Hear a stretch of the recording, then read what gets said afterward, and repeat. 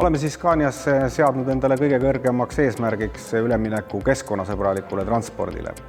Et see liikuvusmaailm, mis meid kõiki puudutab ja ümbritseb, oleks siis võimalikult väikese jalajäljega, võimalikult parem inimesele, võimalikult parem keskkonnale ja tegelikult ka ettevõtlusele.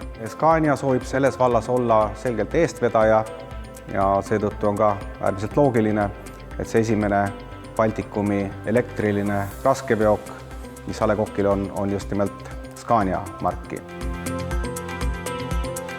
Ehk et idee elektriveoki soetamiseks tekkis juba aastaid tagasi ja esialgne idee oli tegelikult soetada mõned elektrikaubikud meie Tallinna vanalinna klientide teenindamiseks, aga sobilikku kaubikut sellel hetkel ei leidunud ja üle-eelmisel aastal siis võtsin ühendust kõikide tuntud veokitootjatega Eestis, nende esindajatega ja Scania oli ainukene tegelikult, kes oli valmis siis täis elektrilist veokit Eestisse tarnima ja sealt see projekt alguse sai.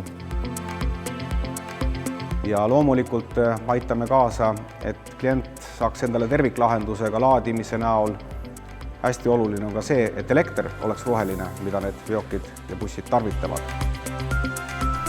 Esimesed elektriveokid on mõeldud sellisteks linna ja maakonna veokiteks, et see 200-250 kilomeetrit sõiduulatust päris linnade vaheliseks transpordiks veel ei sobi, aga Tallinn ja Harjumaa on täiesti võimalik sõita ja isegi Raplamaale näiteks. Ikka need laoinimesed ikka nagu sen nallatades ütlevad, et kui mina tulen, siis nad ei saa aru, et auto tuleb. Tavaliselt nad tulevad, ajavad ennast siis, teevad laoukse lahti, kuulevad juba, et põrin on ukse taga. Aga sellega on selline vaikus, et ma pean ikka ukse peale kella laskma minema, et nad aru saaksid, et kaup tuli. Läbi selle veoki siis jõuab meie Tallinna klientideni aastas umbes 4 miljonit liitrit täiesti heitmevabalt ja võrreldes diiselveokiga siis paiskame me Tallinna õhku 20 tonni CO2 heitmeid vähem.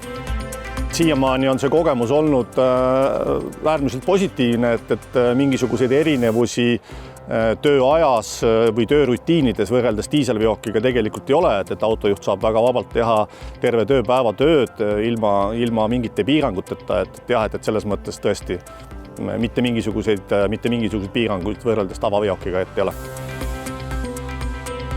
Juba 2023. aasta ehk selle aasta lõpus tuleb meil välja regionaalveok või selline linnade vaheline veok, mille sõiduulatus on kuskil 350-400 kilomeetrit ja millel on poole võimsamad akud kui A. Le Coqi veokil ja mille mootor on ka poole võimsam. Kõigepealt, kui on soov endale elektriveokit soetada, siis tasub tulla meie juurde Scaniasse ja arutada, et missugune see töö või operatsioon on. Et kui pikka maad tahetakse päeva jooksul sõita, kui palju kaupa tahetakse vedada ja kui on vedajal olemas ka Scania diiselveok, mis on uuem kui 2013 aasta, siis me saame ka selle olemasoleva diiselveoki põhjal teha sellise simulatsiooni, et kuidas see tööpäev näeks välja elektriveokiga. Kokkuvõttes võib öelda, et me näeme, et eestvedajad keskkonnasõbralikule transpordile üleminekul loovad tegelikult ka endale konkurentsieelise, on see siis transpordis, logistikas või veokimüügis.